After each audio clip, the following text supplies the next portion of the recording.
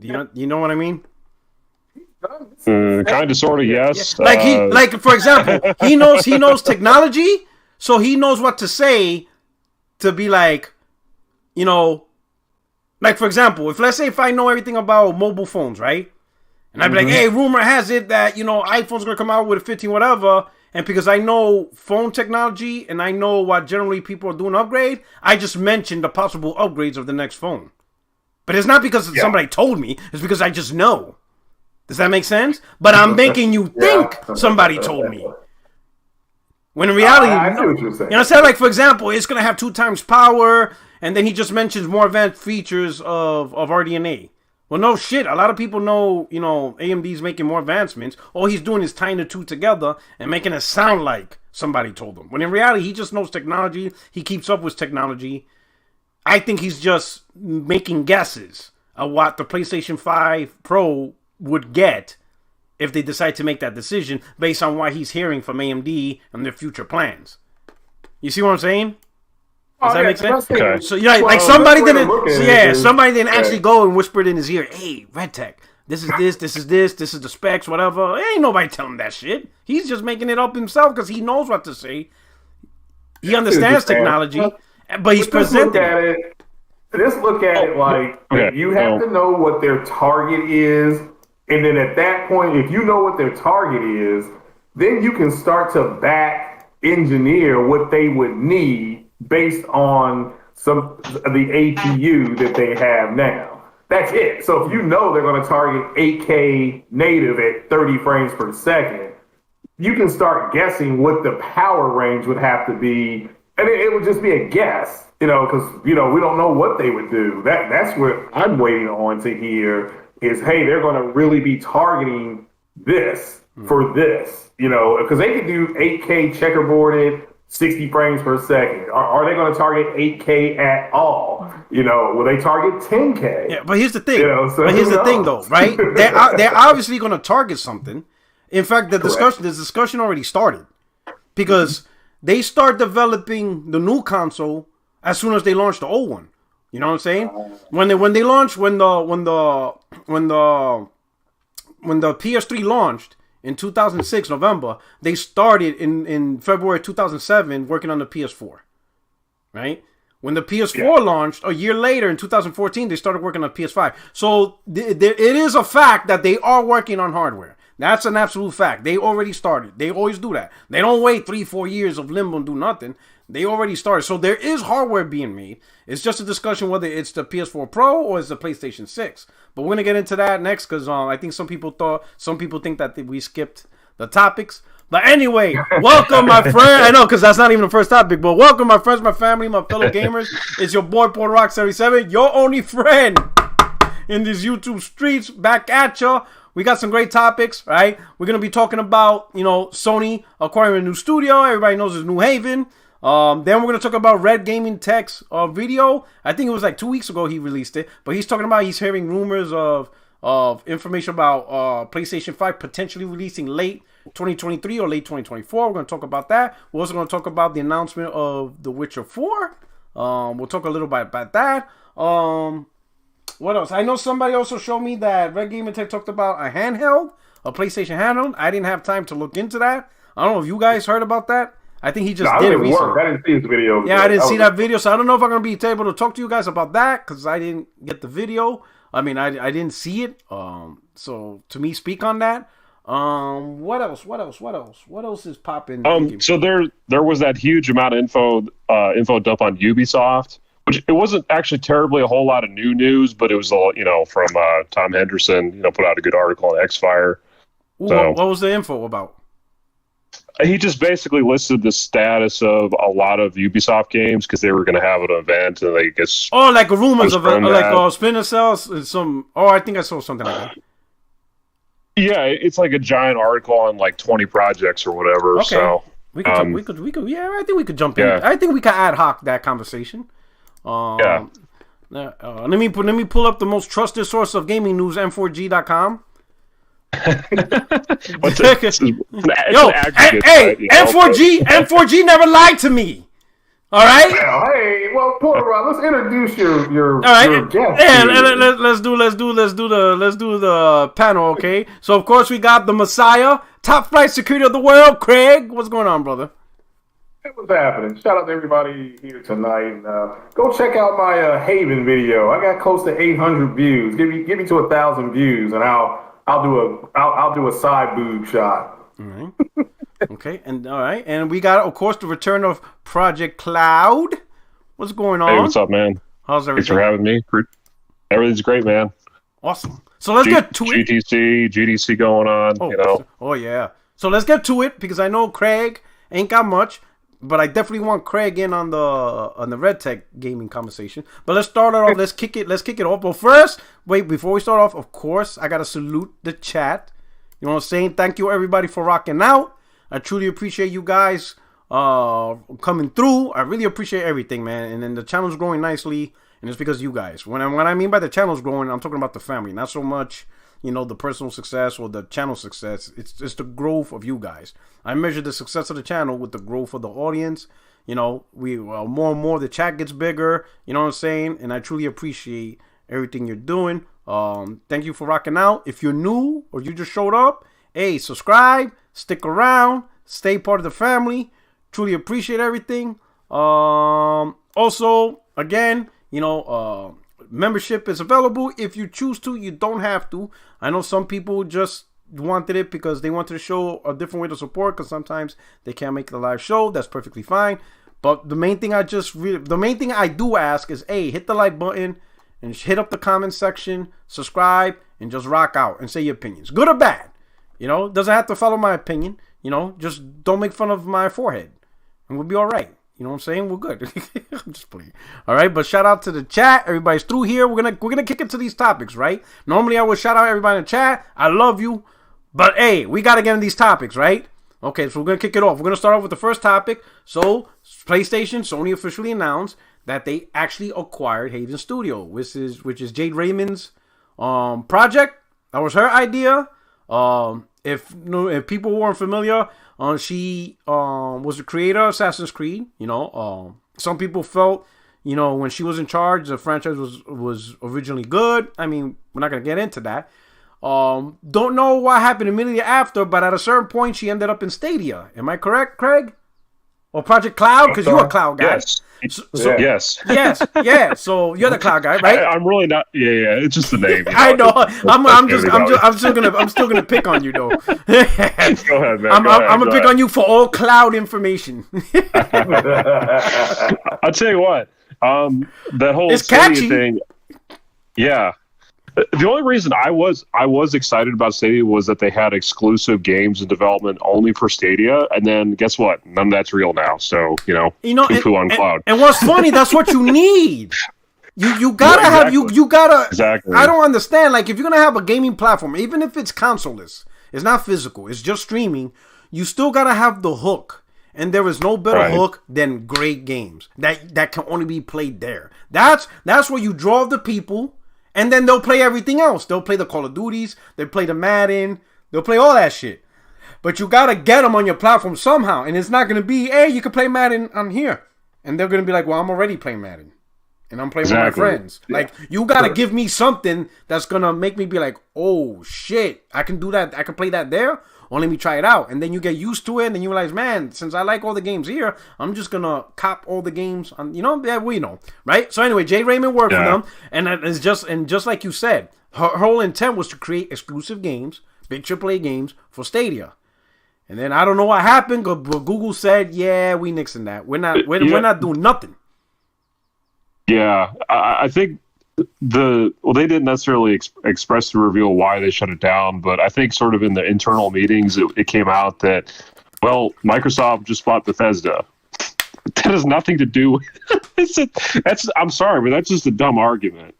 That just means you're very fickle to what's happening. Like, no, if you're going to invest in a team, you actually let them make their project and let it release. And then if it really flops, okay, I can maybe see shutting it down then, but bro, you cancel the whole studio with no release. And all of them too, right? Because there was more. There was more that was part of the Google, gaming studios or whatever, right?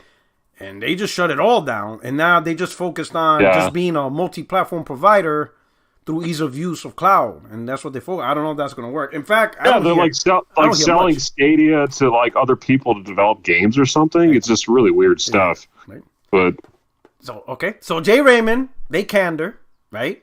She got to go. She had this idea. It started with an idea. What if you can do Remarkable People to defend the world? Now I'm just lying. That was the Infinity War. You know what I'm saying? To defend those who can't defend themselves. All that weird shit, right? Sony out there she's probably in a coffee shop. She's in Starbucks. She's like, I ain't got no job. I ain't got shit to do. I ain't even got money for weed. Like, oh my God, what I'm going to do? You know what? I'm going to create my own studio. I'm going to call it Haven. I just need... And then all of a sudden, behind her was Jim Ryan like, excuse me, madam. Yes. Did I hear you say you trying to create a new studio? Oh, come here. Here's my card. Come to Santa Monica. We'll have a conversation.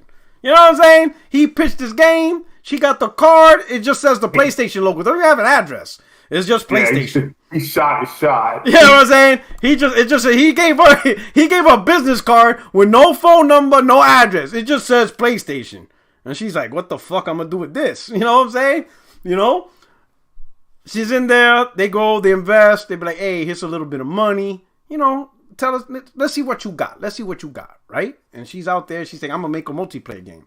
And they're like, all right, we're feeling this. We like it because we already have this vision of live service games. So we're there. Jim Ryan's like, we're twins. He's already telling J-Man, we're twins. We're already seeing there. So then, she's like, okay, I'm gonna do my thing. Got a little studio, got the team together. And then, Jim Ryan's like, okay, what you got? And she goes, we're seeing this. And he's like, yeah, I'm wifing that. Yeah, we wifing her. It's time to get married. We wife. Yeah, put a ring on that. He's telling people, Sony, put a ring on that. Put a ring on that. We wife. You wife material. You wifey now. And she's like, yes, I'll marry you. Like, yo, so with that, we'll start with Craig. How do you feel about that? How do you feel, Jay Raymond's no longer on the market? She got married. The whole ball and chain. She said yes. Well, we'll go back to what you said about Bungie a few weeks ago. Mm-hmm. How Sony is interested in getting the talent, and because whatever she made, or whatever her and her team made, demo wise, that's what they bought, and this is about the future of what they're going to do with their service line games. I mean, people complained that it was a weakness, and Sony is doing anywhere from 8 to 10 service-based games. So it was about getting the talent. I do understand people saying, well, why did they do this when they haven't shown anything? It's like, well, no, they haven't shown anything to you, but to them. To Sony, they have shown. She has had to show them something for them to put a ring on it this early. And I talked about it yesterday, and people were they were excited for. They thought most people thought it was a good idea to get them, but they were cautious because a lot of people don't play always online games. Yeah. I personally believe. I know Project Cloud wants to go next. I personally believe a lot of these studios that they have these, quote, strategic partnership with, they're going to purchase those studios. And that's just what I personally believe. Okay. So nobody told me anything.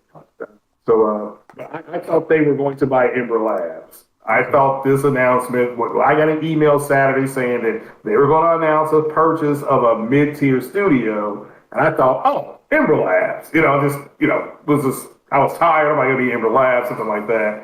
And but it turned out to be Haven. I'm like, all right, that makes sense too. Okay, Project Cloud, what do you think about this? Well, I want to first of all say that you were basically joking about the whole wifey thing, but I wanted to say to the audience, Jade Raymond actually confirmed this, and actually it's in the GameIndustry.biz article that it says, according to Jade Raymond here, this acquisition is what I would have ultimately hoped for in my dreams. You talked a bit about a dating period and then getting married, but we did have a year of dating. That's what I'm saying. Jeremiah is like this. He's like, he's licking his lips. He's like, that ass, And when she finally, what did it was that meal. She's like, hey, come over. I'm gonna cook you something. And when you ate that meal, that dinner, you're like, oh man, that shit hit. You're like, I gotta keep this. Robin and pork chops. Like, you're like, man. And then she'd be like, I got something for you in the bedroom. Oh, that's it. She got him, bro. She got him. He went straight to Tiffany's. Bought the biggest rock there. Be like, yeah, I want that one. We're getting that one. That one. We're gonna get that rock, that shiny one, that blind one. You know what I'm saying? The one that it doesn't even have no price on it. There's no price on that ring. Always get bought by Sony. And that's what you're saying. Is like with Project Cloud just read, this is what she always wanted. So yeah, she wants someone faithful. She was dealing with Ubisoft. Ubisoft is like a drug dealer that just, whatever. They beat their wife, they slap them and all that stuff, right? So she like, I can't. Like Google. Yeah, that's Ubi. Then she goes to Google, and Google don't know. Google has commitment issues. Yeah. Like, I love you, but I can't marry you. Can we just be together forever without actually getting married? And she's like, no, I need a, she's going dating, and then she met Sony. Wealthy in the video game industry. They got their shit together. They're professional.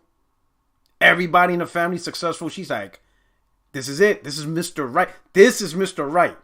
You know what I'm saying? He knows how to bang the guts. He hitting it right. Yo, this is it. I gotta make this dude marry me. And she found a way. You know what I'm saying? So, Sony hitting them guts. She put it on them. That's it. They're making babies. They're gonna make great babies. Yeah, I guess they got one on the way. You know what I'm saying? They got one on the way already. She's already knocked up. So Project Cloud, what else you got? What else you got from the article? Yo, Cloud is like, I ain't got nothing now. I'm not. Well, I mean, it's a long article, but I'll say this: like, the article does talk about how Herman Hulst and PlayStation's executive leadership was extremely impressed with the work that they put in. For it basically was March 2021 when the studio was formed, and it was. Just to make it clear for the audience, because I think you were having a little bit of back and forth with people on Twitter, but Sony was, from the start of the studio. Look, I don't know the legal details of, was it first Haven and then just like a day after, was it Sony? Or was it all there from the beginning? I can't say for that, but the point is, Haven and PlayStation, like, as far as we know, this is a day one thing.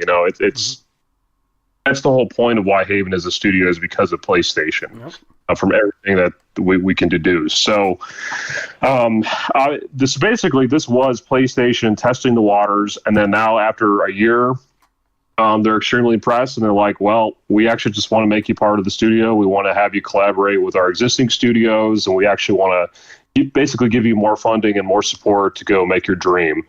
And it is, of course, a little bit of a different strategy in the sense that they're you look at Insomniac, you look at other developers that they've acquired. It's really been developers that they've had quite a history with, especially working on exclusive games outside of like Bungie, which is a whole different thing. But even in that case, there was a bit of a partnership on the marketing side for Destiny.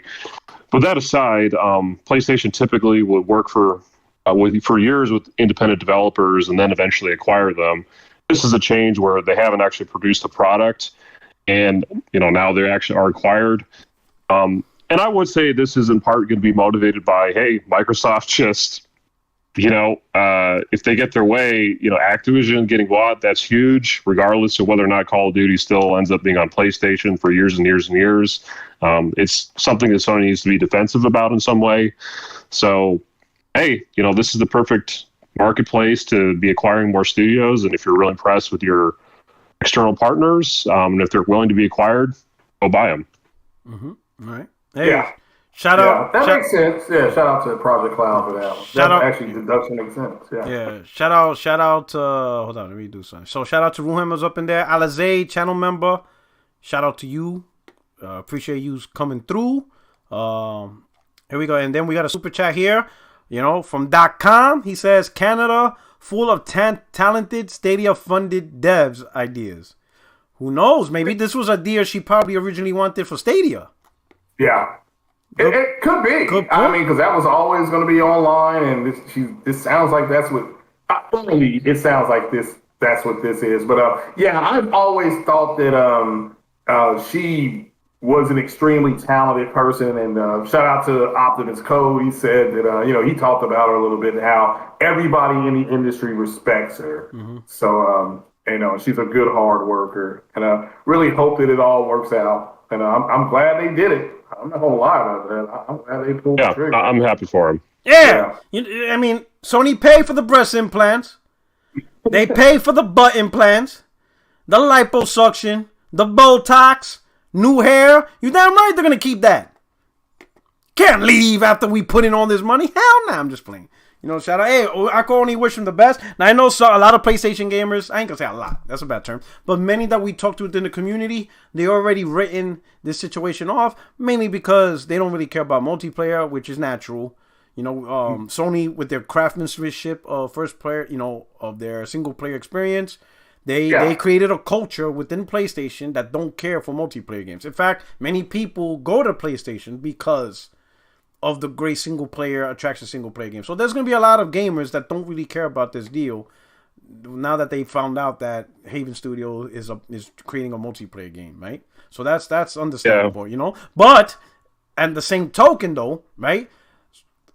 It's addressing a need that I think a lot of PlayStation gamers miss about PlayStation, especially those that enjoy the PlayStation 3. Because if you remember the PlayStation 3, there was a shit ton of multiplayer. Like, holy shit. Right. It was, technically speaking, Sony was already doing always online and people didn't realize it. Like, for example, Warhawk.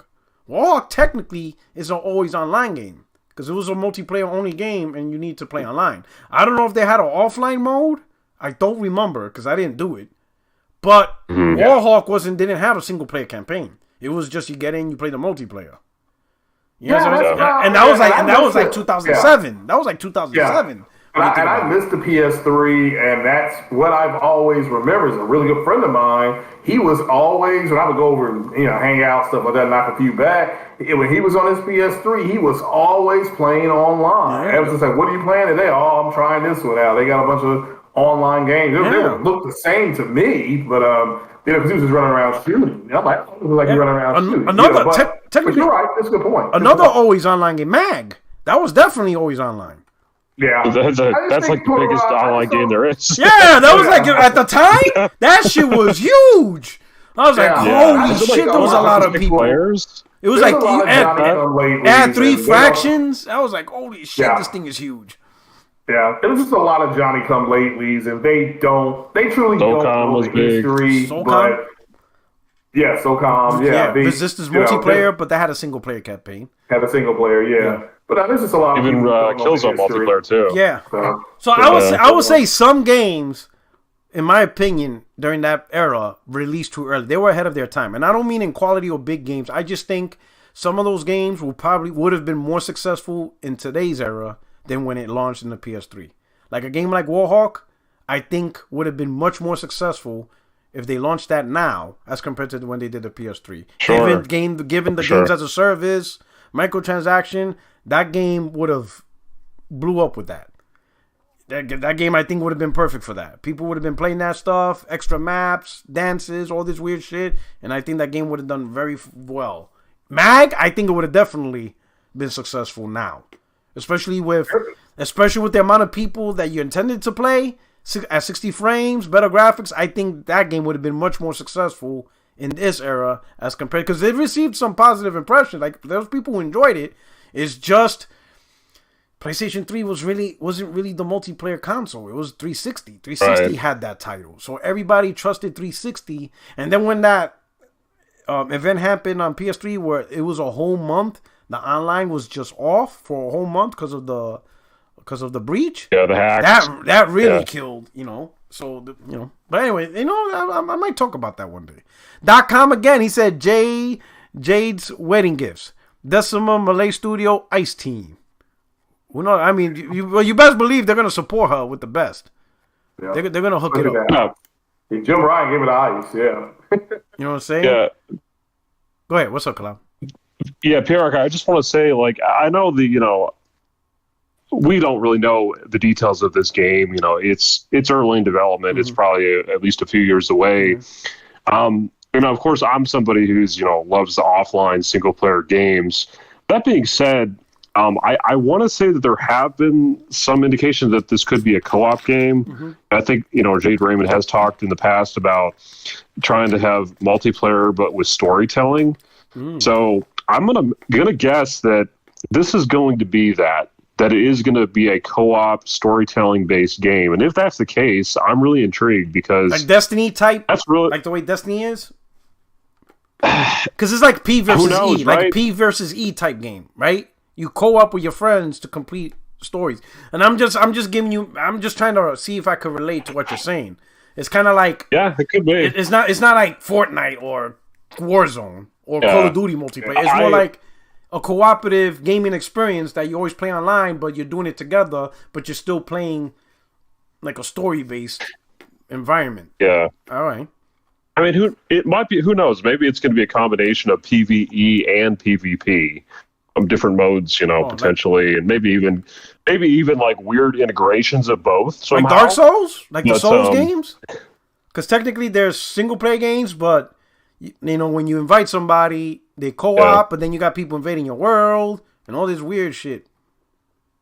Yeah, it's very possible, but I'm not a betting man. But if I were, I would bet that the storytelling is going to be a significant part of this game. So I do think people who are into single-player story-driven games, if you're at least into games that are for stories, like you look at something like A Way Out or It Takes Two. That's as single player as you can get without being single player.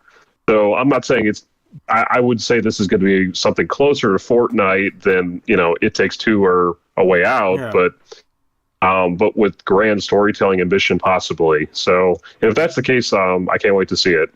Okay. So let's look for, we're looking forward to it. All right. So we're going to move on to the next topic.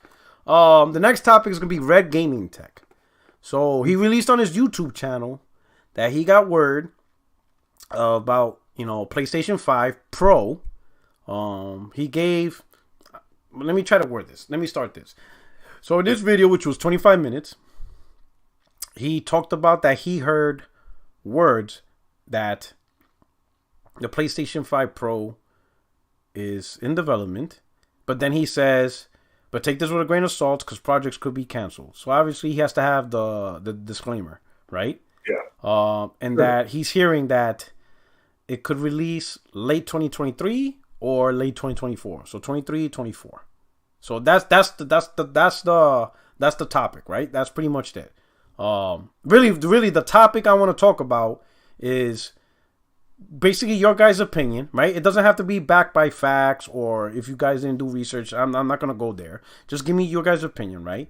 Because the reason why I'm not going to use too much of RedGamingTech, and I will explain why. For 25 minutes, like the first 10 minutes, he just goes over or reviews or summarizes what we already know with the PlayStation 5. What Sony did, the PlayStation 5 architecture, the reason why they SSD.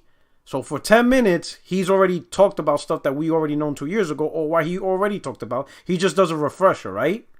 Then he does things that aren't like he'll say, and when the question is an upgrade, I've been hearing yes. But then he does things like, oh, but take this with a grain of growth, because at any point, projects can change, can get canceled. So he doesn't commit to the word he got, if that makes sense. He doesn't commit, right? He doesn't commit to the rumor. He makes sure that he lets you know that he opened the door that none of this could be true. Like none of this could happen. And I'm like, okay, that doesn't make sense. If you're telling me this, but now you're saying yourself that this might not happen, I'm thinking, why am I listening to you then? But I kept listening. Then he goes into the details of the PS5.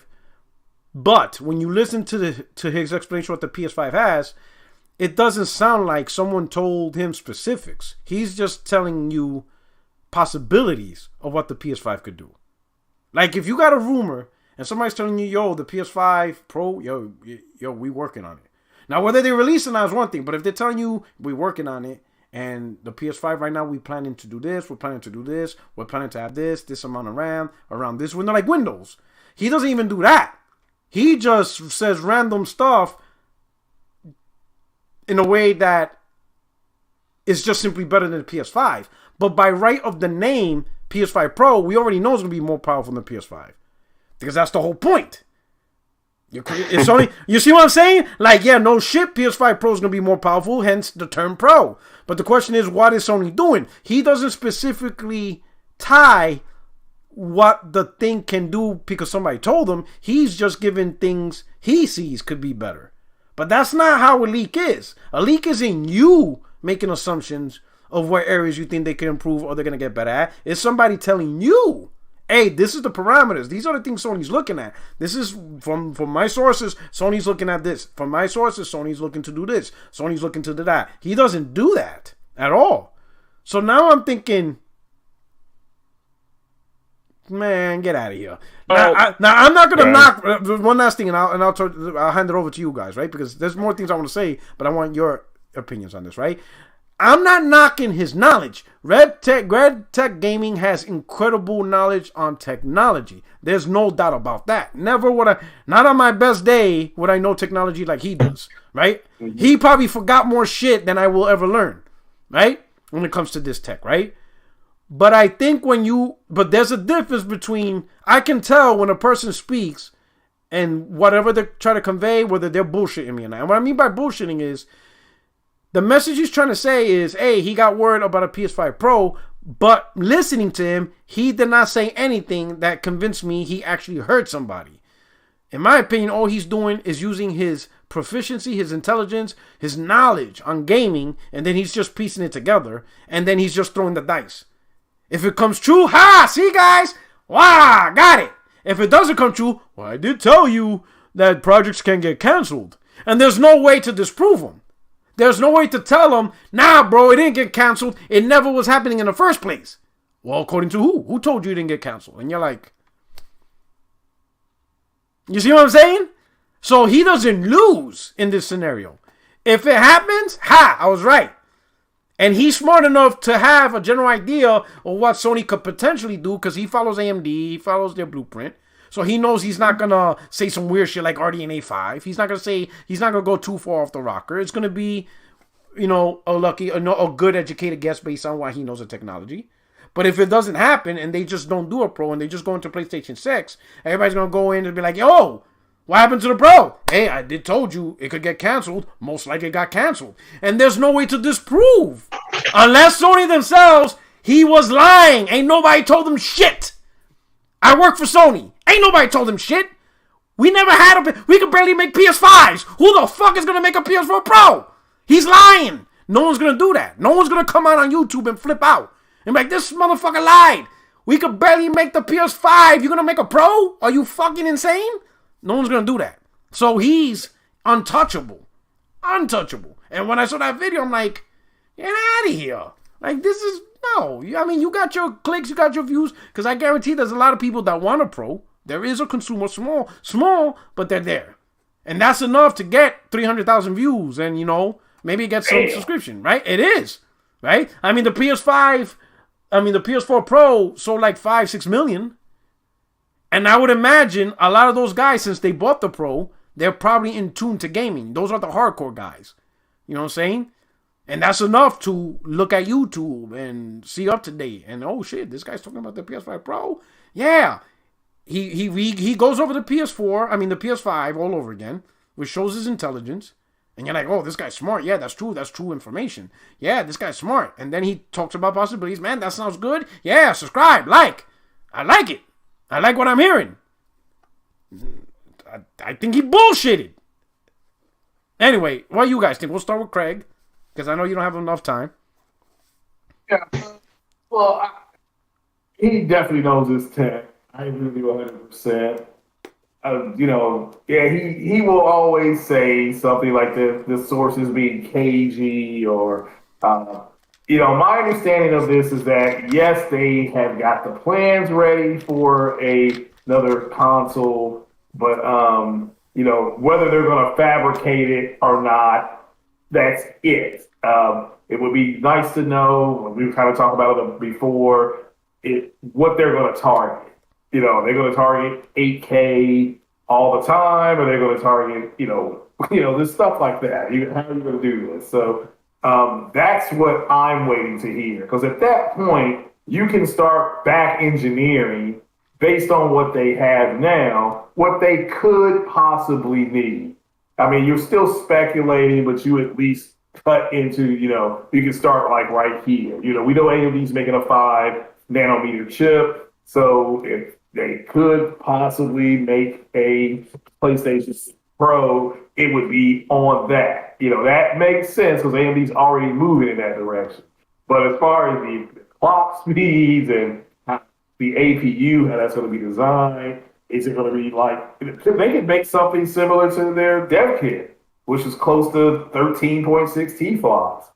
Do they need that much in Navi to get what they want? I mean, are they going to concentrate on checkerboard, or are they going to go to 10K? Because Sony is making a 10K television.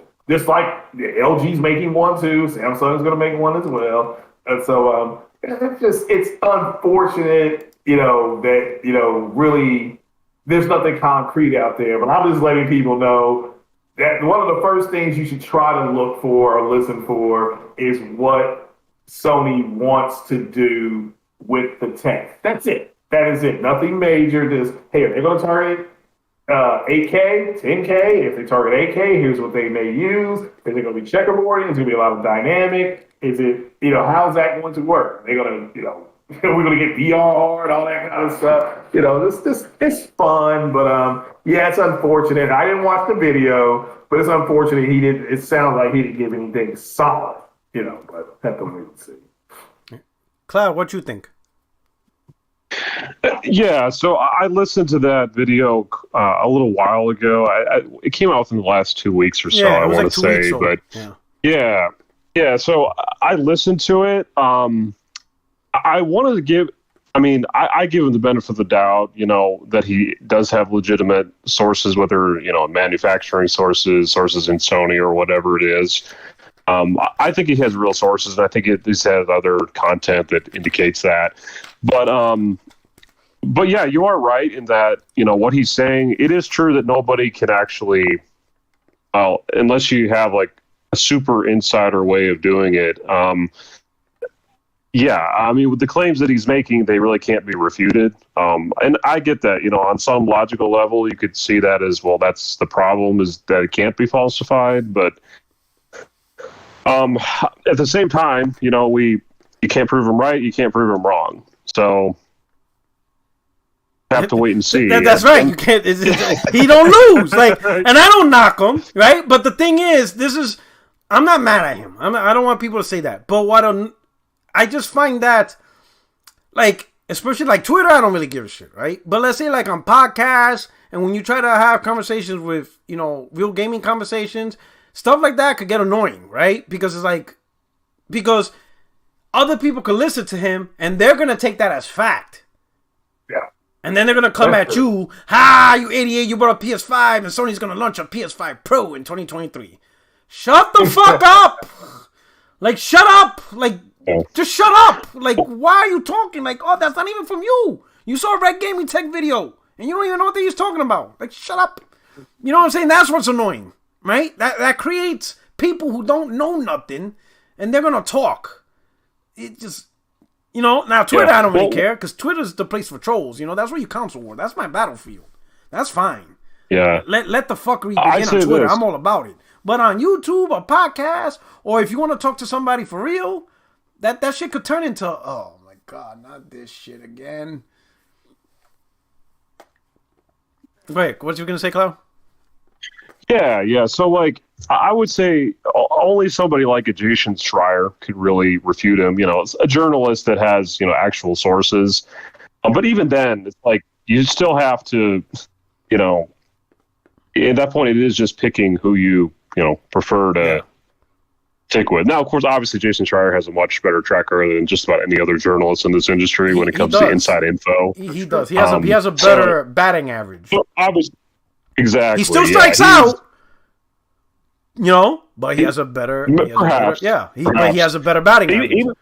Yeah, but even if he strikes out, he at least was within range. You know what I mean? Like maybe he just heard I think a good example would be I think Brad Sams. He's not as reliable per se, but I think he leaked before E3, he was like, it's going to be called Halo Infinity, but then it's called Halo Infinite. Well, he's. Close. Yeah, he's with the batting average. You know what I mean? He had 3 balls, 2 strikes, and he popped fly. Yeah. He popped fly, right? Shout out to Grizzly Bear King. He said Moore's Law is dead. Talk about the PS5 Pro already on Last Stand Media last year. He is the guy who leaked Ragnarok. I mean, but can you really leak Ragnarok? Like, I knew there was going to be a God of War the day I played the game. Yeah, but nobody knew what it was going to be called. Listen, in my opinion, that's what I'm talking about. That's a 50-50 roll of the dice. The game is based off Norse mythology, right? And the game literally is talking about the end of the world. Fuck! Kratos gave birth to Loki. He gave birth to Loki. If you play, and hey, spoiler warning, well, fuck, it's 2022. If you don't know this shit by now, I don't want to hear, Porter exploiting the game. Yeah, fucking this old. You see in the game when he pulls the fucking curtain, he finds out that he gave birth to Loki. So Loki's his son. Is coming, yeah, Ragnarok is coming. They show Kratos dying. So is that really oh my god, he leaked the name Ragnarok? Really, motherfucker? Really? Here's a leak. It's not official, but Odin's going to be in the game. I heard it. I heard the leak. So if you see Odin in the game, hey, you heard it from Border Rock. 60 frames, no lag. I got connections. Trust me, bro. Odin's in the game. I just got the email right now. Odin is in the game. I promise you. You know what I'm saying? But really, okay, motherfucker. No shit. That ain't really a big Freya's going to show up. You know what I'm saying? Freya's a final boss battle. Come on. Yeah. So, but shout out to Grizzly Bear. Thank you so much. Super chat. My man Ruham, he said, what's good, PR77 and panel? Pre-Rock, how do you become a channel member if I'm not already one? That is. So, you go to my main page, right? And there's a button that should say join. And then you click join, and you do what you do. And I truly appreciate it. Again, it's optional. What I really ask from everybody is subscribe, like, and if you can, come rock with us live so I can have these amazing comments and chat. And that's really what I really ask. Right now I got 200 people watching, but 82 likes. The like is free. And it's not NFT. No one owns that like button. So everybody can use it. You know what I'm saying? So hit that like button. All right?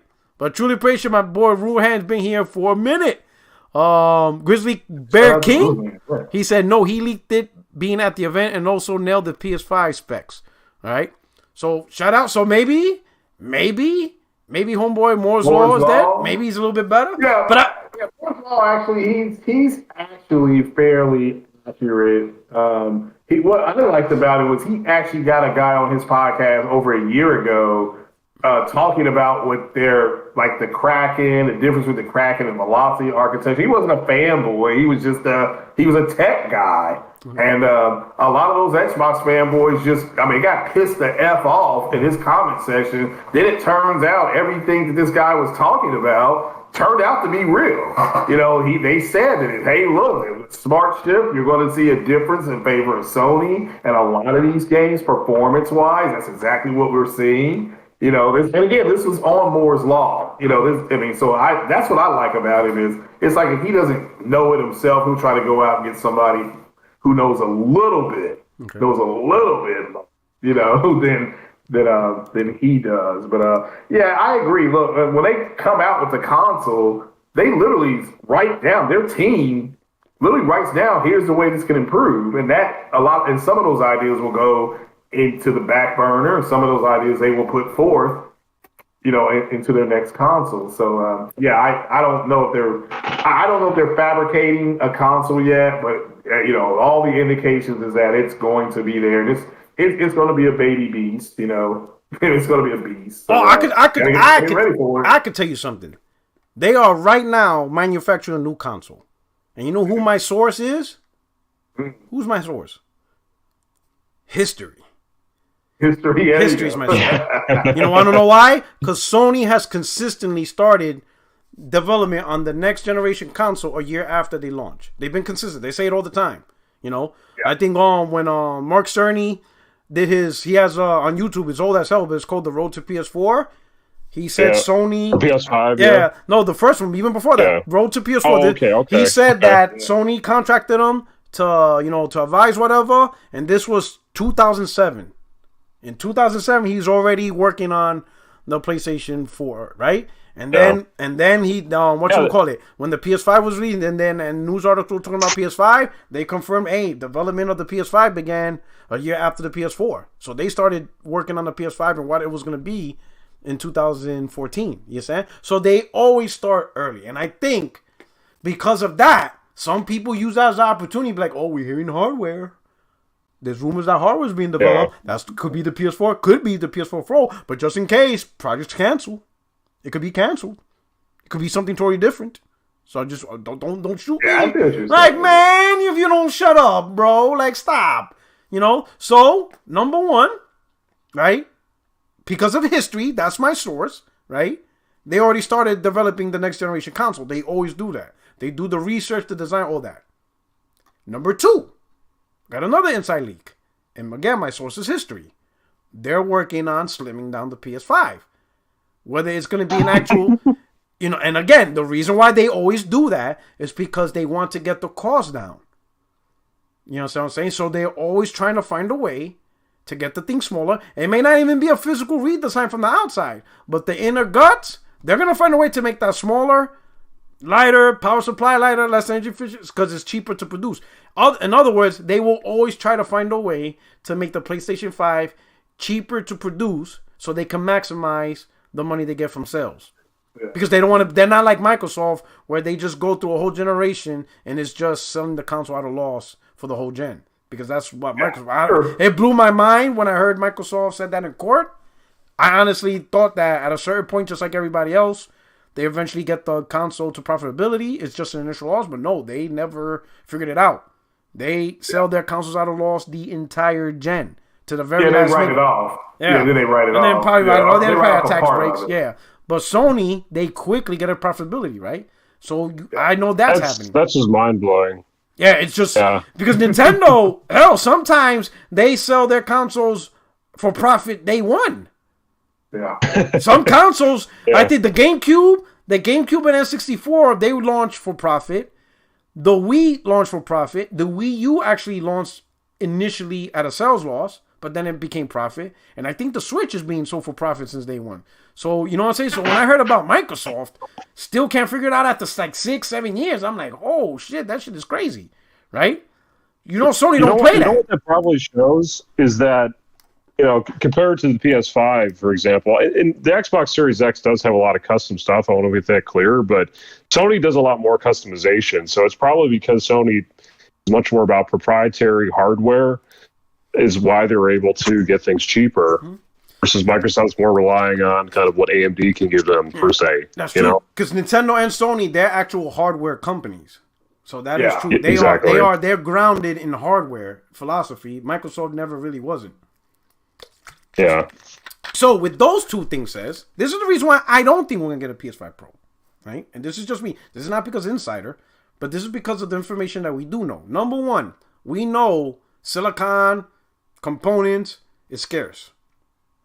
You know what I'm saying? There's a shortage of silicon across the globe, across all industries. It's not just gaming. It's across all electronic industry.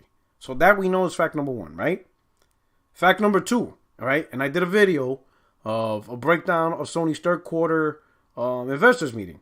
In that investors meeting, Sony mentioned that it's not just a silicon shortage for the PlayStation, it's a silicon shortage for the whole company because a lot of their devices share the same components or have similar components or similar manufacturing processes.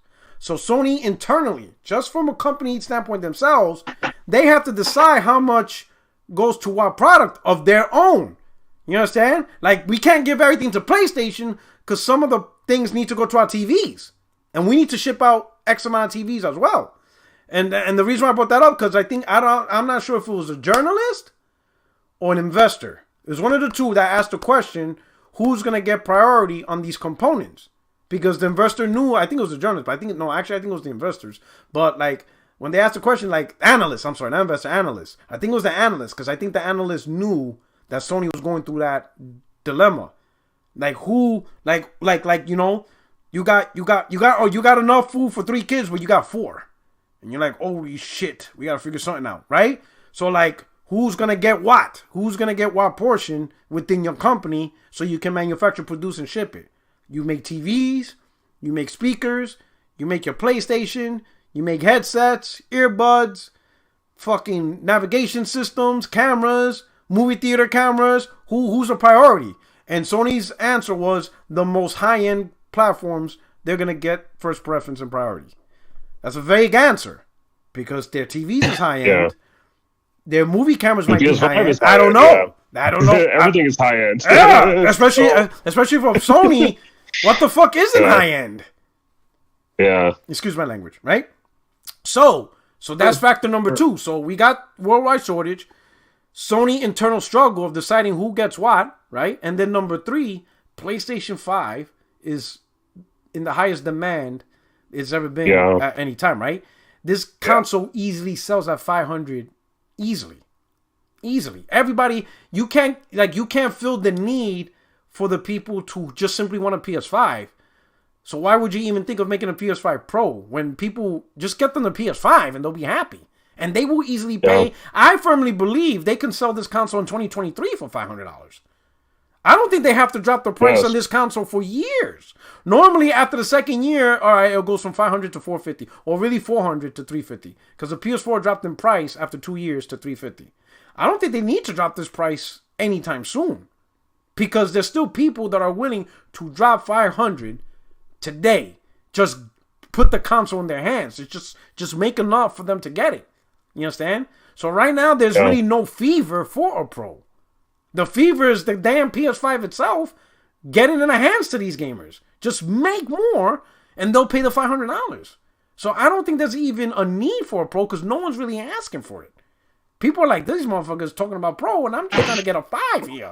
You know what I'm saying? People's like, you know. B-Rock, think about this for a sec. Like, the companies are billion-dollar companies and trillion-dollar companies. They already know what you want before you know what you want. So that's how they get to where they are. With that said, I do have to go. It's 10 o'clock. But, all right, brother. I appreciate it, guys. Shout out to you and Project Cloud. Everybody else that couldn't be here. Jay Barry, shout out to him. J-Dub City on there trolling people again. So, yeah. But shout out to hit the like button, people, and sub to Porter Rock and join his membership, or the terrorists win. Guys, take it easy. Peace out. All right, no doubt. So what are you going to say? Yeah, I mean, think about this too. It's like, with the amount of PS5s that have been sold already, like that's already your PS5 Pro audience. so I mean, I kind of have a suspicion that the PS5 is still going to be just as kind of, you know, difficulty finding it, difficulty purchasing it in 2023, you know, if not through the entire year of 2023. So, I mean, if that's the case, like, oh boy, you know, the PS5 Pro may not be a thing. I mean, I personally want it to be a thing because I do like more advanced hardware. I would say the earliest it would come out is 2024.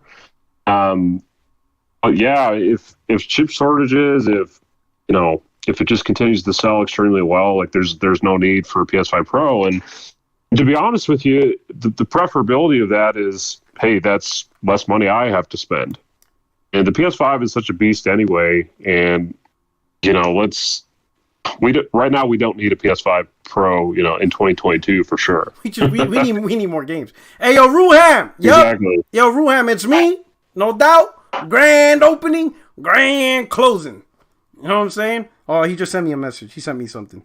So I'm just letting him know that yes, it is me. Appreciate it, brother. Good looking out. But here's the thing, right? Of course, everybody wants new hardware, but let's look back at the Pro, the PS4 Pro and the PS4, right? Because I think that's a great scenario, right? What did the Pro really, really do for the PlayStation brand that the Slim or the regular PS4 didn't do? Like, what did it really do? And what I'm talking about like mass market, not hardcore niche hardcore gamer. I'm talking like across the globe, where people are like, "Oh snap! What did the PS4 Pro really do?" Yeah, I mean, in terms of the main audience, yeah, PS4 Pro was not needed. It was obviously was for the enthusiast PlayStation, owner for sure. The person that's getting their single player games all the time, cares about their first party. You know what I mean? Your hardcore user, hardcore in quotes, right? Not necessarily utterly hardcore, but I will say this from a marketing standpoint, the message was a 4K console. Obviously, it's not a true 4K console, but it's advertised as this is a 4K console. And that does have, I think, mass market appeal as far as it's a cool marketing way. But, at the end of the day, I think people just, we're just starting to get 4K TVs. Yeah, majority was buying the Slims. Exactly. Or the base PS4. You know what I mean? Yeah. So I think the reason why these companies went into mid-gen refresh was because I think we all have to be real with ourselves, and maybe this is my opinion, but I don't think it was. Is that when they launched the PS4 and the Xbox One x86 architecture, I don't think they realized how underpowered they launched consoles, like how far behind, right? Because I didn't buy the PS4 until 2015. Because one, they didn't really have the games I really care for. 2015, I didn't really care about the games that they had at that point. But I was watching YouTube videos. And I'm talking the console is fresh, fresh off the block. PS4, right? Yes, in the middle of the conversation was 1080p versus 720p. Sure, that was happening. Not going to deny that, right? But what I was really paying attention to was all these PC YouTubers. They were like, hey, I can build something more powerful than the PS4, and the budget is $300. You don't think I can? Watch. And then they will show a piece part list, give the links of when they bought it, blah, blah, blah, blah, blah, case, blah, blah, blah. They put it together, they install it, whatever, and then they powered it, and the games are running at 1080p lock 60 frames. And the PlayStation was 1080p 30 in reality, right? Mm-hmm. At high settings. And I'm like, oh my God, this dude just built a PC for $300. And it's actually more consistent than the PS4, which is $400. Yeah. I was like, this dude built a PC $100 cheaper than the actual PS4. And I'm like, yo, this is crazy, right? I was like, wow. And when you think about it, is it really that crazy? Because the CPU is a laptop, like a mobile CPU. We all know it's a Jaguar core. While PCs using actual desktop level CPUs, and you could get great price. I was like, yo, this is crazy. Like, wow, this is bananas, right? But this time around, I think companies did phenomenal releasing great hardware for $500. Not the Series S, though. That one. Yeah. Microsoft, you fucked up. You should have. No. But the Xbox Series X and the PS5, aside from the bullshit and each monsters, that's not, I'm not gonna get into that. Xbox Series X is still a good console, right? I just rag on the people that lied all of 2020 and made it bigger than what it really seems, right? But the PS5 and the Xbox Series X are great products for $500. Great products. Yeah. Great performance mode, ray tracing. There's a lot of great shit in these consoles, right? So it is great. It is really great. You know what I'm saying? So I don't think there's a need for a PS5 Pro, a Pro model, when people just want the PS5 and just bring it in their hands. What do you think about that? Yeah, I mean, look, the PS5 is a super machine. Like it's like a PS3 without having to sell architecture. Yeah. It's a super customized thing. I mean, it basically has an SSD that's more advanced than PCs. Not, they could argue that a little bit, but you know what I mean? At least when it was coming out at bare minimum, it has more advanced SSD, and games just simply aren't taking advantage of that today overall. The best example we have is Ratchet and Clank Rift Apart, and yet there's still so much more that can be done. Even Insomniac said themselves, they just scratched the surface.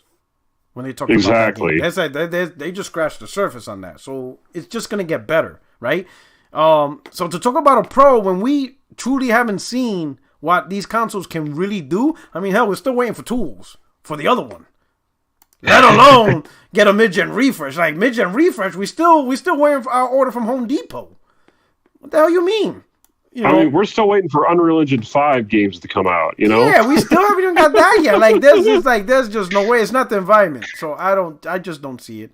I don't think there's a PS5 Pro coming along. I think if there's a new PS5, it's going to be a redesigned PS5 that's smaller. Maybe it's the same. And I'm going to be honest. In my opinion, this is my opinion, I don't think Sony's going to change the exterior design. They're going to change the guts, meaning they'll make the motherboard smaller, more cooler, all that stuff. But the exterior is going to stay the same simply because they're going to sell plates. And they're not going to redesign the PlayStation 5 and now these plates aren't applicable because it's a totally designed. No, they're going to keep it consistent so they can sell custom consoles, custom plates. They're going to make money off these plates. You already saw they already started. They're going to keep going. Spider-Man plates, Wolverine plates, Jade Raymond in the bikini, two-piece bikini plates. It's going to go crazy. These plates is going to go crazy, right? And Sony's going to make sure they make money off that, so they got to keep the design. But the guts on the inside, they're going to make it cheaper, smaller, and, you know, obviously bring the price on the PS5. That doesn't necessarily mean they'll drop the price because they have to see, you know, the demand. But if the demand stays as, hey, people in 2024 are still paying $500 and they have no problem and these consoles are selling now or close to selling now, then they're going to keep it at $500 and they're just going to rake in all that extra profit. Right? Let's talk about the next topic. Are you into The Witcher?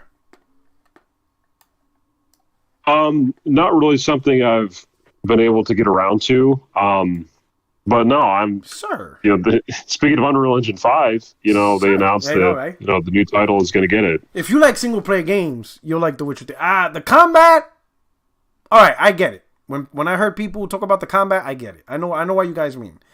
Especially, yeah, the combat's not that great. But man, the story, you know, the gameplay's not bad.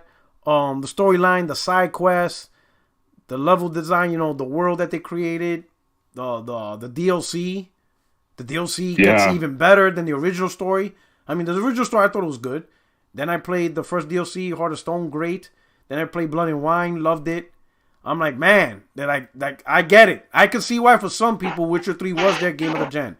It is a really great game. The combat, though, was spooky. But overall, great game. I can understand why people was hyped over Cyberpunk. And the reason why I say that now is because I played The Witcher 3. I finally got around to it over the winter. I started playing in November last year, and I just couldn't put it down. I played it through November, December, and I finished everything by January. I beat the story. I beat the story sometime in December. Then I started Heart of Stone. I beat all of it. I loved it. Hey, Porter77, check my stats if you don't believe me. I love the game. So I can understand why people expected Cyberpunk to be something. Because, you know, if you play The Witcher 3, you're like, man, this is amazing. And now these developers are doing this.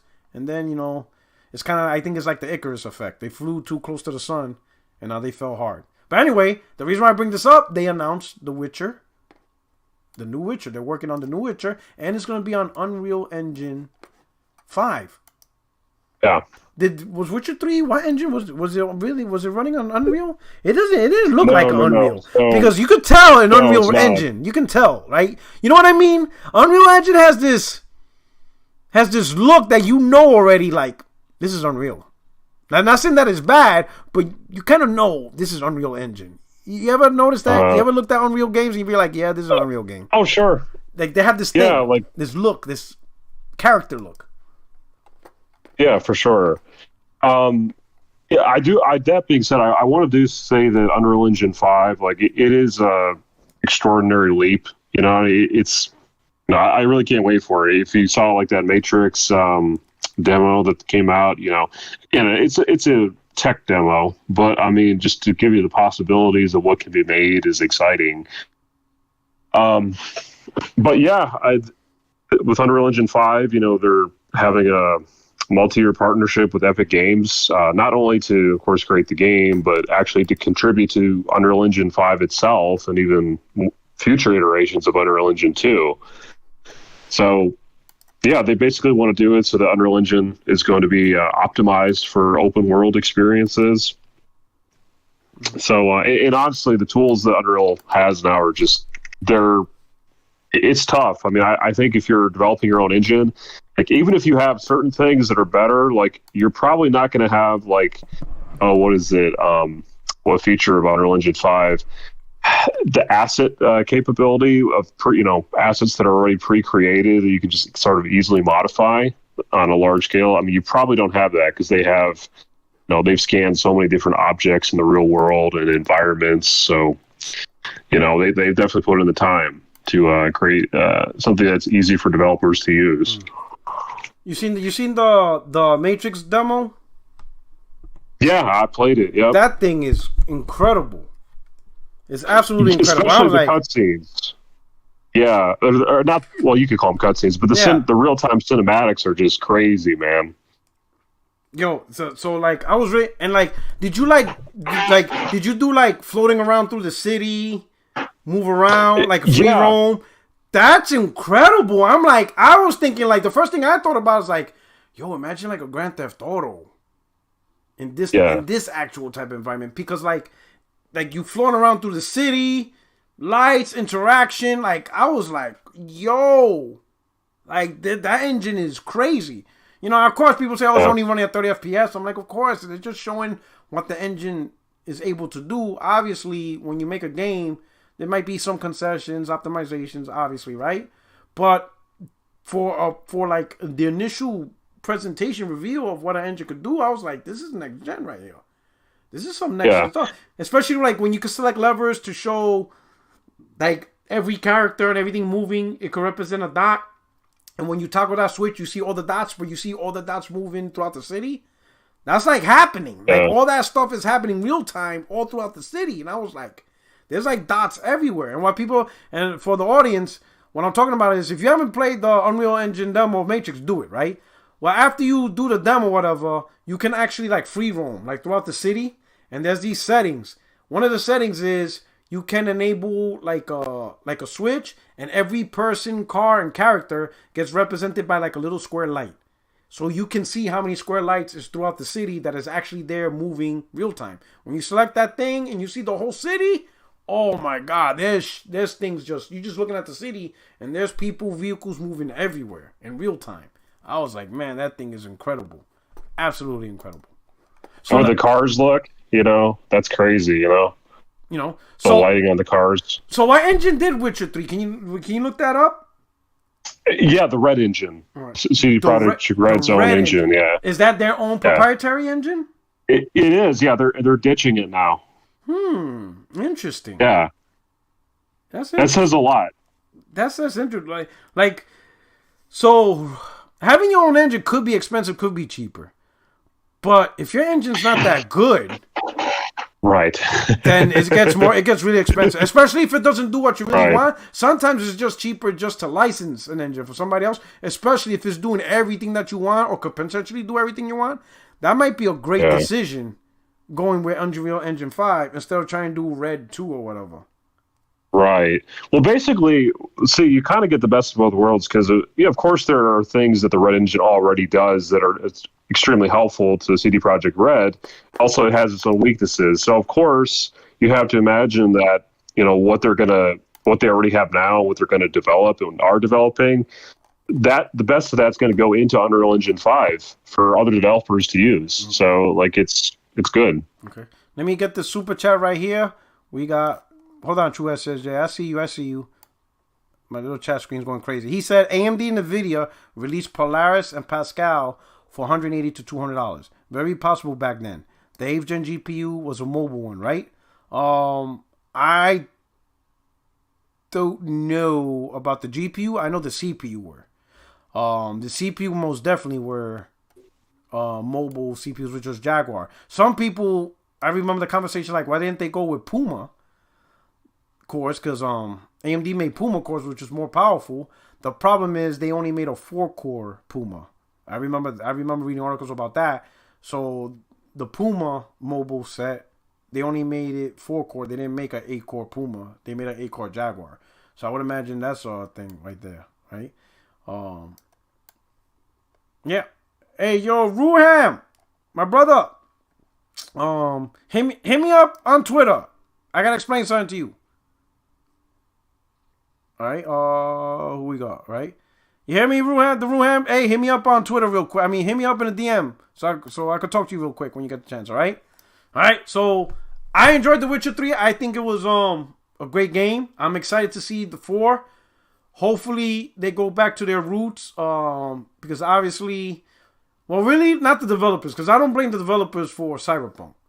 Because it was actually the business side that Okay, fair enough. Yeah, because the business side made them do things. They even admitted. I think one of the guys actually apologized and said, "Don't blame the developers." Yeah, the executives admit the executives that, said, "Don't blame the developers. They didn't listen." So I don't blame the core developers of Cyberpunk. It was the suits that made that whole mess. Hopefully, with this, the suits learned their lesson. And when your developers are telling you, you might not want to do this, then don't do it. I understand there's a game of profitability and business, but as you can see, I think they lost like billions on that project. It was something ridiculous. And I think the Polish government, they also invest in the studio, and they weren't happy because they're using taxpayer funds. So there was like a whole mess the executives had to deal with. So sometimes, you gotta, yeah, sure, you want to grow your company, but don't push it, especially with unethical decisions. If you knew the console's version was bad, then you gotta make a decision. Like, should we still make the PS4, Xbox One version, or do we delay the game? Like, what do we do, right? But you definitely don't launch it, and you only launch the PC version for review. You don't send any review copies of the console version because you know it's fucked up, and you know that it's gonna get bad reviews. So you hold on to it, just until the day it launches. And then at that point, no journalist has a console version. And by the time people realize it's bad, it's been like 2 weeks. You know what I'm saying? That's really a lot of unethical decision making. If you knew the game was bad, the right decision should be, hey, we're delaying it again, right? But, man, this is crazy. Well, in fact, it's so bad, that eventually CD Projekt Red announced like an internal change that I think they called like Red 2.0, something like that. And this is actually part of that initiative, is announcing a new Witcher game, that they're going with a new engine, and basically they're taking their time to do things. I think they even canceled the multiplayer Cyberpunk thing that they had been talking about, something along that line. So, I guess. Sometimes, here's the thing, though. It's always unfortunate when there's a big failure like that, especially when like CD Projekt Red is such a prominent, Game of the Year winning AAA single player developer. They fell flat on their face, but the whole industry gets to learn from that at the same time. So you learn what not to do. So there is also benefits to failing sometimes too. Yeah. Okay. So. I know I'm excited. I'm kind of looking forward to it because I really like, and I love the show too. Show's amazing. I think it's a good thing. Hopefully they do better with this. You wanted to talk about Ubisoft, right? Yeah. Did you get the article I sent you on the Discord? You sent it to Discord. Okay, let me look through. Let me see. Where you sent it at? You sent it in the general? You put it in the general chat? Not there. It was to you directly. Oh, it's to me directly. Oh man. I don't know how to use this shit. Hold on. Okay. Hold on. Let me look for it. Like, where do I find direct messages? I can post in general, actually. Maybe. Okay. Or maybe, or can you put it through the DM in Twitter? Hang on. Take me a minute here. Hold on. Because I don't see no new messages. My Discord is dog shit. Oh.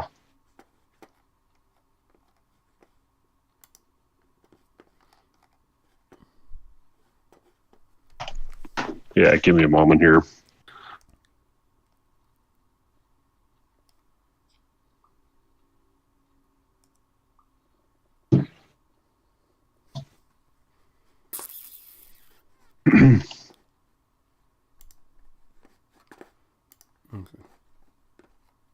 Still working on it here. Okay. Let's see.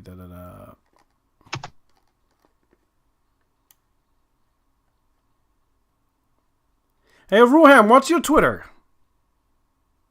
Okay, I just sent it to you. All right. Let me hit it up. My boy Ruham. I want to see, is it the same name on Twitter? I don't think it's the same. You talking about somebody else? Yeah, I'm talking about my boy. Yeah, he's in the okay. chat. I'm trying to see if I get up with him so I can explain something to him.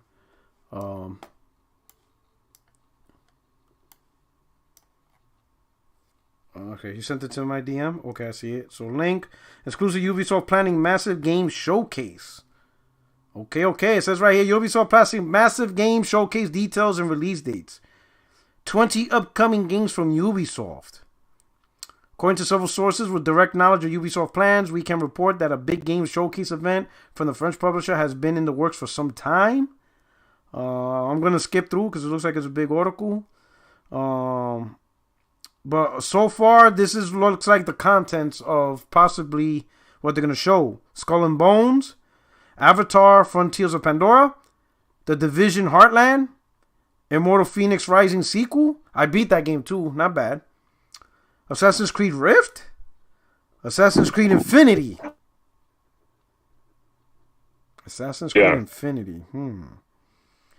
Ghost Recon Frontline, X Defiant, Prince of Persia Sands of Time Remake, Prince of Persia Unknown Title, The Crew 3 Project Orlando, Mario and Rabbids Sparks of Hope, Roller Champions, Beyond Good and Evil 2, Splinter Cell Remake, The Division Mobile, and other mobile games.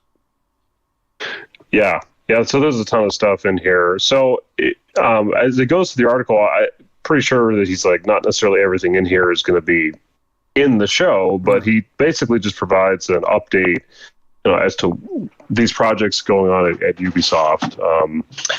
The one I'm looking most forward to would be Avatar or Frontiers of Pandora. I think that was the surprise, greatness of last year's quote-unquote E3 time. So, I was not expecting that trailer to drop at all, and that's a next-gen exclusive. So it looks absolutely gorgeous. And if the game can look anything close to what they showed in the trailer, like, sign me up all the way. Mm-hmm. Like, that's when you're finally talking about third parties going next gen. You know what I mean? So if it comes out this year, which it is scheduled to do so, and that was publicly confirmed last year, wow. That's going to be an incredible game. Right now, they mentioned... And it's a game that works for years, too. This one, apparently, Assassin's Creed, because this one caught my eye. And it's pretty much what I guessed. So Assassin's Creed Infinity apparently is a live service game. Yes. Yeah, that's the one that's years away. That's like the super Assassin's Creed game. So when it says like live service, I think in this article it talks about how they're going to have like what is it called, the Animus thing, where that the present day thing, and then you'll be able to go to different time frames over time, as they add more content to this. It is going to be a traditional, $60-$70 game that you initially purchase, but there's going to be, instead of like having an annual or biannual Assassin's Creed game, they're just going to add that like into Infinity, it sounds like, going forward. So I guess it'll kind of be like a free single player game, that's for weird. like, so that's it. Infinite. That's it. So you just buy it and that's it. Forever. Yeah. Now, unfortunately, that, that's not good because I don't like microtransactions, especially in single player games. There's going to be some MTXs up in here. Yeah. But hopefully they can at least make a good experience if you don't do microtransactions. We'll see. X Defiant is it says X Defiant is the third FPS title in development. X Call of Duty executive producer Mark Rubin, and it's a free-to-play game. So they're trying to jump into that. Prince of Persia Sands of Time remake, that's obvious. But I actually don't mind remakes. Full-blown remakes, I don't mind. Especially if it's something from like I think it was a PS2 era, was Prince of Persia. Oh, I know, right? Sands of Time. So that I can understand. Mario and Rabbids Spark, whatever. Rolo Champion. This looks like rollerball weird shit. Yeah, that's, kind of like their sport title type thing. So I'm not personally interested in that. Splinter Cell remake. I will say this. Go ahead. I will say this though. I know you gave a pass to the Mario and Rabbids Sparks of Hope. It's probably not even a game that I'm going to get, but I was at least interested in it from a marketing standpoint. It looks like a super sci-fi Mario game. So anything sci-fi to me is just like awesome. So it looked really cool for what it is for Mario. Anyway, go ahead. All right. Beyond Good and Evil, I've been hearing about the sequel to that for like generations. Dude, the first trailer came out in 2008. Yeah, I've been hearing about that for generations. So, yeah, Splinter Cell remake. I think that's actually a good choice because that game originally came out on the PlayStation 2 and the OG Xbox and obviously PC. But that's how old that game is. In 2001, I think. Yeah, it's old. Yeah. That game is old. Ooh. It's really old. So again, I'm cool with remakes. The Crew 3 for those who are into racers. So there's some pretty cool stuff in here. I mean, I guess we'll see how it turns into. Some stuff, obviously, Ghost Recon, that's obvious. Immortal Phoenix, I'm kind of surprised, but I heard it did really well. It was pretty good. I beat Immortal Phoenix. It was pretty good. Actually, it was better than I thought it would be. Okay. Avatar. Yeah. Again, that's the one I'm super stoked for. So. Okay, so that's not bad. Okay, this is not. Skull and Bones is pretty old too, isn't it? It is. Like, I think they announced it in 2017 or something? 2016? Yeah, Skull and Bones is around the time of Sea of Thieves. Yeah, It was shortly after. 2017. Yeah, it was shortly after Sea of Thieves. I remember that. Wow. Yeah. That's taking a minute. Yeah, this is a game where I would love to be super excited for it. It is multiplayer only, and I don't necessarily think it's going to be a story-driven game, so that's kind of a pass for me if that is the case. But I love the marketing. Like, the CG trailer for it is fantastic. Like, if it was a game at least had storytelling as a main component, sign me up, but I'm just not sure it will be that. It seems like it's going to be more player versus player ship combat. I mean, granted, I think it'll be a lot better than Sea of Thieves, personally, but because it's a realistic take on it versus Sea of Thieves is cartoony and unrealistic, and that has its place too. But it is one of those games to keep an eye on to see what it could become. Okay. All right, so this is pretty good. This is not bad. I mean, I know a lot of people. I mean, even I'm skeptical with Ubisoft, but like I am with all third party, I always judge them on a game by game basis. It's like there's no reason for me to shut down. Like if they make one bad game, I'm not gonna shut down every single game they make. Like I don't really, unless it's just like a third party studio that I always makes bad games. Then after a while, you just give up on them. But for the most part, for me, it's always I judge them on what that specific game is. If Ubisoft makes a bad game, then that game sucks. If they make a good game like Immortal Phoenix, hey, I thought that was pretty good. I did play Ghost Recon Wildlands. I thought it was pretty good, right? I haven't played Assassin's Creed Valhalla, even though I bought that game day one. I just never did. But I generally like that Assassin's Creed game, So again, I always judge Ubisoft on a game by game basis, and that's it. Really, all third party, game by game basis. If they make a bad game, I don't really go after the whole company, in general. I just don't. So some stuff looks pretty good here. Yeah, I will say about Ubisoft, what is nice about them is that they just have like the most IP, it seems like, of AAA content compared to the other publishers. So that's a big win because they don't make as much money as like an EA, because they don't necessarily have a sports game or a particular live service game that just continues to make things, except for maybe like Rainbow Six Siege, arguably. But that's like a monster of a game. But I guess maybe the Division in a little way too. But it's not as right now. I don't think it's as important as compared to like Rainbow Six. But anyway, I also want to say this about Assassin's Creed Rift. From what I understand, that's supposed to be maybe a non-open world Assassin's Creed game that's actually going to focus on like stealth. Action adventure as opposed to open world RPG. So I think that's really exciting if that's the case, and that's supposed to come out either end of this year or like first half of next year. So I would love to see what that can look like with, you know, modern graphics and console technology, especially if it's going to be PS5 Series X exclusive, which it very well could be, because if Avatar is already going to be that, why not something that comes out afterwards? That's, you know, that's a good similar. That's a good concept, where because Assassin's Creed is generally the open world area mission, you know, stuff like that, right? Yeah. But what if it's a focused single player story driven? Yeah. I mean, you have all the abilities. Maybe even the combat, it's even better, right? They design a better combat. Yeah. But it's more like, you know, like like the old school. Yeah, like an old school, Yeah. you know. That could be a great successful concept, because you're just removing all the fat now. You're trimming the fat. Exactly. All the weird stuff that you do, find 100 items of this, go. No. It's just straight up, hey, this is your mission. And now, like Hitman type shit, right? You're actually focusing on the attack and the assassination and just straight through it, and not all this weird stuff like find 100 pigeons to get this key so you could get a cloak. Like, none of that, you know, fat trimming stuff. It's just straight up focused storytelling. That could be interesting. I think I would really like to see a very focused assassin type Assassin's Creed game. A linear game, you know what I mean? Yeah. Like, those are like rare now. So like that's my favorite type of game for storytelling. I think you get the maximum, you know, impact in your storytelling when it's a more linear game compared to open world. So, yes, please. Especially if it's going to be like state of the art AAA graphics, you know. Yeah, and you know the graphics, they could boost it up too, because obviously, you know, less to render. It's not open world, rock solid frames. They could really make a great looking Assassin's Creed game. Yes. Yeah, that I really want to see what it looks like, you know? So if we get to see that this year, like, excellent.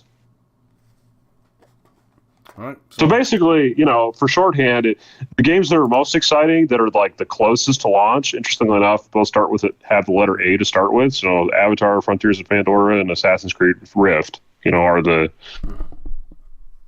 closest, you know, of kind of the games I'm interested in that are fairly soon, relatively speaking. So, like Beyond Good and Evil 2, that's still probably years away. So, Splinter Cell Remake, that's going to be years away too. Maybe Prince of Persia: Sands of Time Remake, that could be closer, but I think they do say in this article that they basically rebooted it because the initial reveal, fans weren't really happy with it, because it was, I guess, more of a closer to a remaster almost. It may have technically been a remake still, but it was closer to just kind of mediocre changes compared to, like, you know, taking the old game, but actually, you know, like, let's say what Blue Point Games does with Shadow Colossus, for example, you know, where it's actually like a state of the art version of the old game. Okay. All right, so that's pretty good. All right. Thank you for bringing that up. Yeah. I missed out on that article. Also, hey, one last thing. I guess Ghostbusters got announced. The studio that did Friday the 13th and sadly Predator, I guess they're doing another stab at it with Ghostbusters Spirits Unleashed. And it's again an asymmetrical.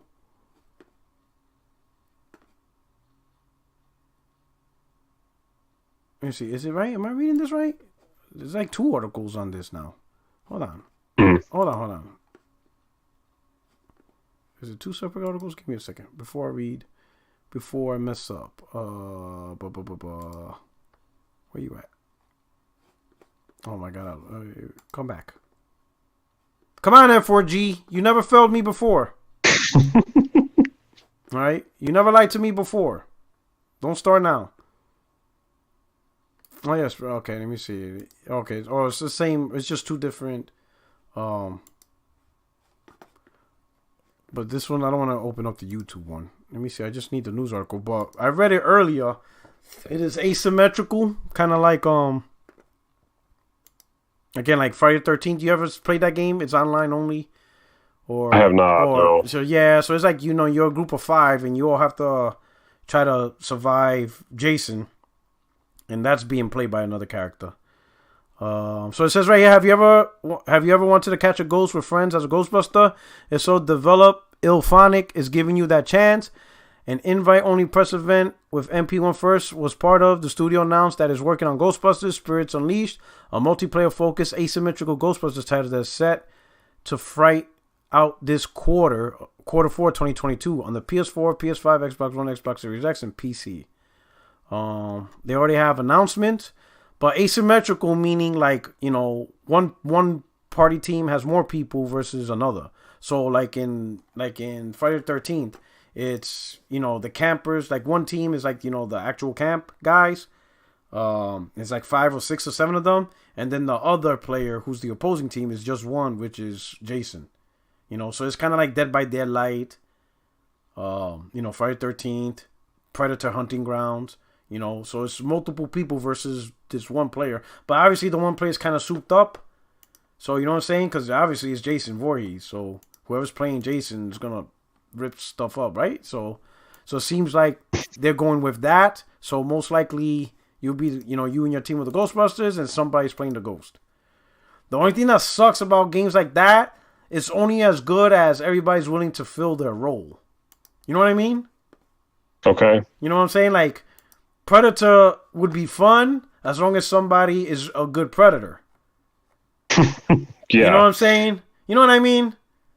So that's what it's like, about multiplayer. Is like you have to rely on others to have a great experience. You know what that's I'm the one thing about it. Yeah, it's great if you just do local. Not local as in your house, but you invite friends only. It's the people and you play with the same friends all the time, and then you rotate. But everybody knows to play your role. If you don't play a role, those games could be miserable. And that's what happened, I think, with Predator. I think Friday the 13th was a little bit better because everybody could relate to horror movies. So obviously, whoever's Jason, it's easy to be like, yeah, I'm going to just kill everybody. Because that's really all you got to really do, right? And then the campers, the guys who are the camp, the camp kids, you got to survive from this maniac. So it was natural. Predator's different. Because Predator, you have an advanced Predator beast versus, the guys who play soldiers. Now, if you played a lot of Call of Duty, you kind of get the idea of what you need to do as a soldier. But a lot of people didn't really know how to play as Predator. They just didn't, and they sucked at it. So the game was boring. It wasn't fun. Because Predator, people who try to be Predator, they try to treat it like if it was Call of Duty. And, you just jump out of nowhere and they just trying to kill you straight up. No, Predator didn't fight like that. Predator stood invisible. He stood in the shadows. He stood quiet. He picked people off one by one. People didn't know how to play like that. And that's how you had to play. If you didn't play like that, you would get slaughtered. And then the game would be like, whatever. It just wasn't fun. I'm like, this is terrible. So it worked with Jason because everybody kind of instinctively knew what to do. Whoever picked Jason, obviously, is easy. You want to kill everybody. And you're going to go after everybody. And no one can stop you. While the campers are like, oh, shit, we got to run. Or we got to defend, do stuff like that. So I think that's why it worked out so well. Because it was so natural to the gameplay.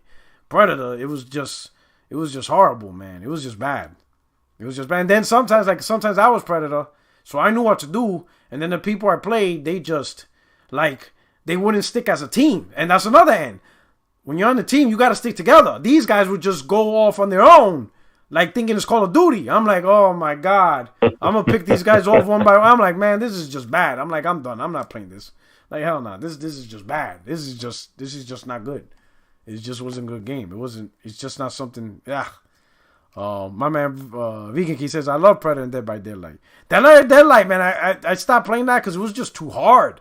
It felt like not even Jason was that overpowered. It just felt like, it was just OP. The guy that's killing everybody, regardless of what. The good thing about Dead by Daylight, it had a lot of expansion packs. So they had the Halloween pack. I think they had Nightmare on Elm Street. They had the Ghostface, the Scream pack. So they had different, aesthetics, So you could have Michael Myers and, chasing you, or you could have, stuff like that. So that was pretty cool, but it was hard as hell, that game. I'm like, wow, this game is hard. Well, anyway, so I think we covered all the topics. Would you say, kind sir? Sure seems like it. All right. So, hey, everybody, not to prolong the agony, I just want to say, hey, I truly appreciate, I truly appreciate everybody. Let me make sure I got all the super chats. Oh, okay. My man Ruham, he goes, hey, P-Rock, I sent you a tweet. No doubt, I got it, brother. Thank you so much. Hey, appreciate you guys rocking out. On your way out, hit the like button. Again, channel membership is up on the channel. It's on the main page. You should see a button that says join if you choose to. You don't have to. What I would like you all to do is like, subscribe, and always enjoy the content. Come through. If you have the opportunity to come live, rock out in the chat. Hey, you guys take care. I'm about to work out. Gotta get my workout in, and then I'm gonna go back. I got a date with my side chick, Baloy. Me and her, we gonna do our thing. Baloy's alloy. You know, I gotta finish our adventure. You know what I'm saying? But to everybody else, to my friends, my family, my fellow gamers, thank you so much for rocking out. I hope you enjoyed this show. I think I'll be able to do another live Saturday early. I know many of you enjoyed it. So I think my weekend is clear. So I think I'll be able to do another live, one-on-one with you guys and rock out and chill with you. So it'll probably be like around 4 p.m. Eastern or so, give or take. 4 to 5 p.m. Eastern. So watch out for that. Don't worry, I'll tweet it out. But to everybody else, thank you so much. Vegan King, what's up? $2 super chat with a thumbs up. Hey, hope you enjoyed the show. Hope you enjoyed the content. Rock out, stick around, hit the like button, subscribe, and we out of here. I will see you guys most definitely next week, next Tuesday, 9 p.m. Eastern. Your boy, your only friend is YouTube Streets. I'm out. Cloud, you got anything to say? Nah, we're, a great show, man. Thanks for having me. It's always a pleasure to talk about these gaming topics and these gaming streets. Right, of course. Always welcome. Always welcome. Pull up in the fridge, grab a beer. In fact, grab me one for me too. All right, you guys take care. Peace.